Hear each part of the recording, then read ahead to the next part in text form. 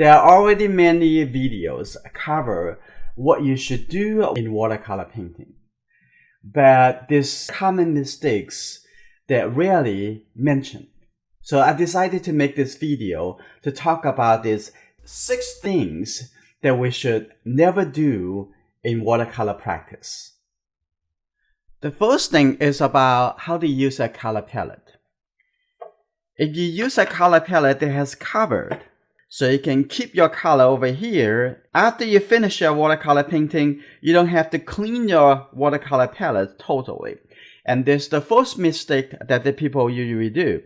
After they finish the watercolor painting in the classroom, they bring it to the sink and they wash everything off. Watercolor is very different from other medium like gouache, acrylic, and oil. After they dry, they are never useful again. For watercolor, especially for professional watercolors, they are always useful. Doesn't matter how long the color has been there. What I suggest is never clean all those colors. For the color over here in the mixing area, clean the area that you feel you need the space. You need to make some fresh orange color. Clean enough space for you to mix the orange color. It's not necessary for cleaning the whole mixing areas. They are going to be useful again for somewhere in your painting. For this kind of thing, if you put your color over here, the color already dry, probably okay to make a plastic cover and then you can carry the color, reuse the color again. The second common mistake is after you squeeze your color and you keep your paint on the table for a long time. And the air we're going to get inside the tube, and soon enough, the tube is become solid inside. You don't want it to dry. Okay, you need to close it immediately. Never leave your watercolor tube, the cap open. The next bad practice, I saw many students, they put their brush just like this and keep it in the water for a very long time. This is a very bad habit. Soon enough, your brush won't go back to the original very fine tip. You can have better control. Keep your brush in the water like this. It would actually make the watercolor brush here worse. After you clean your brush, you should always use 2 fingers to make the brush here back to the original, and then keep it on the table until the next time you need to use that brush. For other painting medium like acrylic, their brushes is made from Bristol mostly, and it's just much tougher. You're probably okay to keep it in the water for a long time, and it won't change the shapes. Still prefer that you clean the brush and put it on the table, just like what you would do for a watercolor painting brush.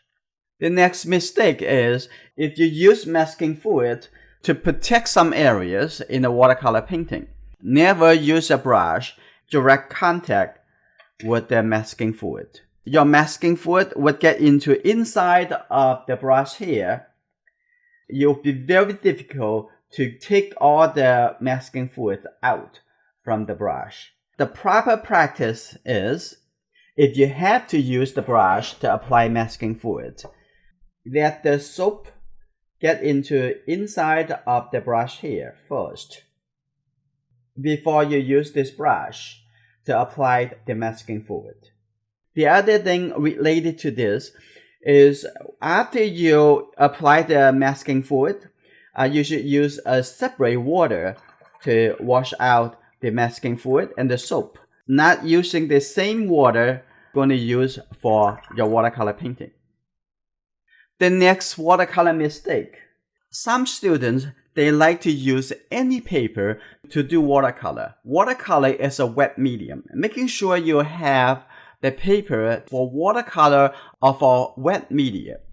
Pastel, this is only for dry media. So you don't want to use this kind of paper or the regular drawing paper or charcoal paper for watercolor painting.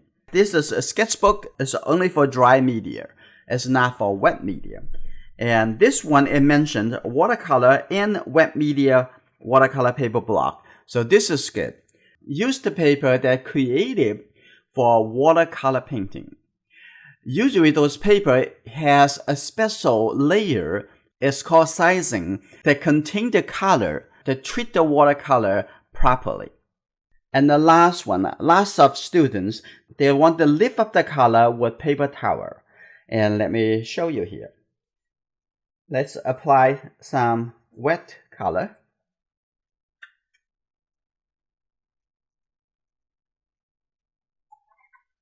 When you need to use the paper tissues, you should just dab onto the paper. Just lift up the color this way.